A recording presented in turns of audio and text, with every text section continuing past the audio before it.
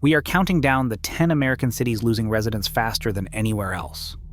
From places where flashy new developments hide widespread urban decay, to once thriving hubs now battered by unaffordable housing, climate disasters, and even crumbling infrastructure. Every city on this list tells a different story of decline. Which city's crisis tops them all? Let us begin the countdown with number 10. Baltimore's skyline tells one story, but its neighborhoods tell another. In 2024, the city's population stands at just over 605,000, down 1.5% since 2020. That overall decline hides a deeper divide. While billions of dollars flow into waterfront projects like the Harbor Point redevelopment, which cost $660 million, entire blocks in West Baltimore remain hollowed out.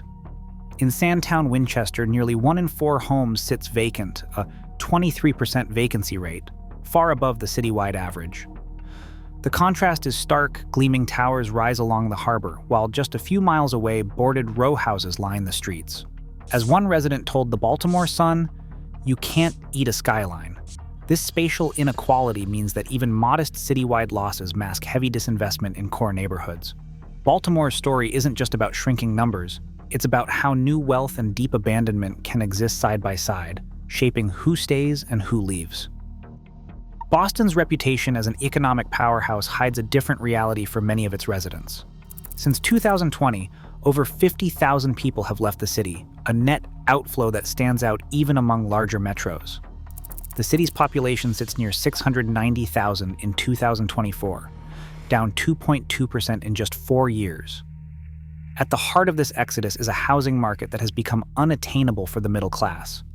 The median rent now consumes 46% of a typical household's income, far above the national standard for affordability. For many, paychecks simply cannot keep up with the cost of staying in the city. As the Boston Globe reported, it is not just the poor who are priced out. Teachers, nurses, and city workers are leaving too. Boston's story is not about tech-driven displacement. It is about the affordability wall that even stable middle-income families cannot climb. Floodwaters have shaped New Orleans for generations, but climate risk is now driving people out at a steady pace. The city's population stands at about 368,000 in 2024, down 2% since 2020. More than 11,000 properties here are classified as repeated loss by FEMA, homes that have flooded, been rebuilt, and flooded again, some as many as 5 times. Since 2020, insurance policies not being renewed have soared 55%, leaving many residents unable to protect or even sell their homes. One locale told NOLA.com, "It's like waiting for the next storm to decide if you stay or go." For families in neighborhoods like Gentilly and the Lower Ninth Ward, the constant threat of disaster means decisions about the future are shaped by flood maps and rising premiums. In New Orleans, the risk of water is not just a memory, it is a reason to leave. Portland's downtown once buzzed with energy. By 2024, the city's core feels hollowed out. The population sits at 646,000, down 3% since 2020. Empty storefronts line the central business district, where commercial vacancy has soared to 31%, one of the highest rates among major U.S. cities. Sales tax revenue has dropped by 22%, straining city budgets and services. Local businesses, once the backbone of Portland's identity, face tough choices. One shop owner told the Oregonian that it is hard to stay hopeful when so many neighbors are gone. For many residents, the decline of downtown is not just about lost jobs or shuttered shops, it is about a sense of place slipping away. The health of the urban core now shapes decisions about whether to stay or move, adding a new layer to Portland's challenges beyond the headlines. San Francisco's skyline still glitters, but the city's population tells a different story. Since 2020, more than 4% of residents have left, dropping the population to around 820,000 in 2024. The driving force is not crime or climate, it is the cost of simply living here. Median home prices have soared to $1.3 million, and renters now spend 54% of their income just to keep a roof overhead, according to the latest American Community Survey. For many, even steady jobs in tech or healthcare are not enough to stay. One longtime resident told the San Francisco Chronicle that it is like you need to win the lottery just to rent an apartment. In just 2 years, 16,000 tech workers lost their jobs, adding to the churn. As families and young professionals pack up for more affordable cities, San Francisco's story stands out, a place where the price of staying has become the main reason for leaving. Jackson, Mississippi, once the regional anchor of the Deep South, now holds the highest rate of population decline among major American cities. Since 2020, more than 5.6% of its residents have left, dropping the city's population to about 148,000 in 2024. The reasons go beyond economics. In 2022, a catastrophic water outage left thousands without running water for weeks, exposing deep cracks in the city's infrastructure. Violent crime has surged to 95 homicides per 100,000 residents, one of the highest rates in the nation. For many, daily life means dodging broken streetlights, waiting for delayed emergency response, or worrying about whether the tap water is safe.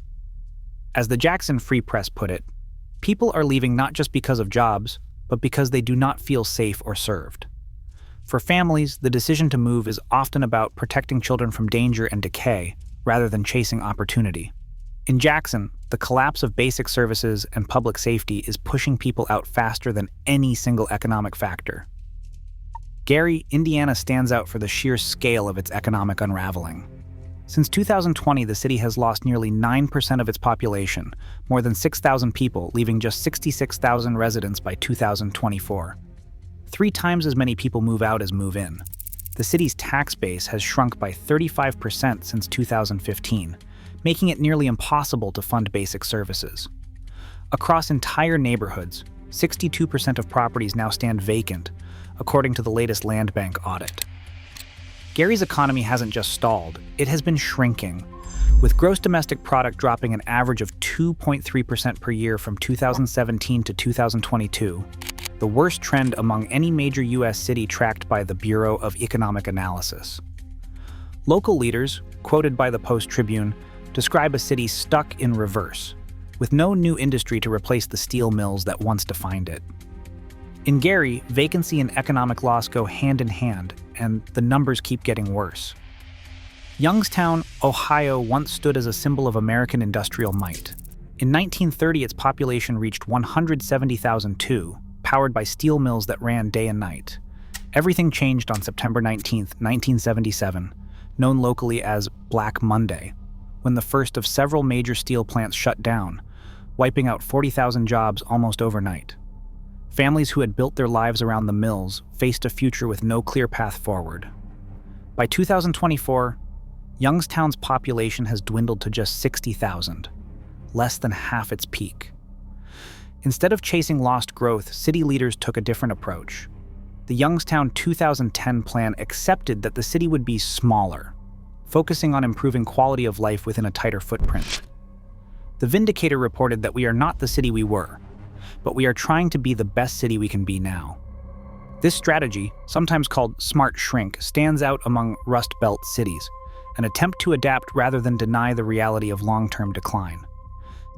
St. Louis has lost more than 21,000 residents since 2020, dropping to 279,000 in 2024, a 7.2% decline that is the steepest among America's major cities. But the numbers only tell part of the story. The core of the crisis is demographic, not just economic. Families with children are leaving in large numbers, and as they go, the city's age profile tilts older. For the first time, deaths now outnumber births across most of the region, a trend that signals trouble ahead for schools, housing, and the local workforce. Kindergarten through 12th grade enrollment in St. Louis public schools has fallen 16% since 2019, leaving classrooms emptier and budgets stretched thin. Demographer Ness Sandoval puts it plainly. If St. Louis is going to recover and grow, the prerequisite is that St. Louis needs to recover and grow families. Without that, the city faces a future where population loss is compounded by a shrinking next generation. Flint's decline accelerated in ways few American cities have experienced. In 2014, the decision to switch the city's water source exposed nearly 100,000 residents to lead, with children's blood lead levels spiking to 4 times the state average, according to CDC surveillance.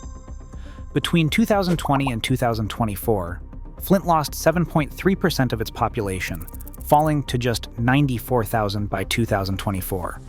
The fallout went far beyond poison taps. Trust in government collapsed, and families who could leave did so in growing numbers. The city launched a massive pipe replacement effort, swapping out 28,000 service lines. But the damage, both physical and psychological, couldn't be undone overnight. As the Flint Journal reported, people here learned the hard way that survival sometimes means moving on.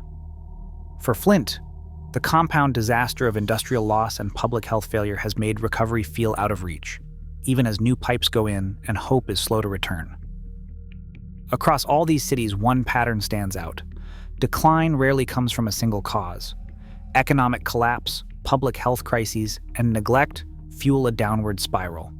These cities warn us. Urban resilience is fragile, and ignoring warning signs today risks losing entire communities tomorrow. What surprised you most?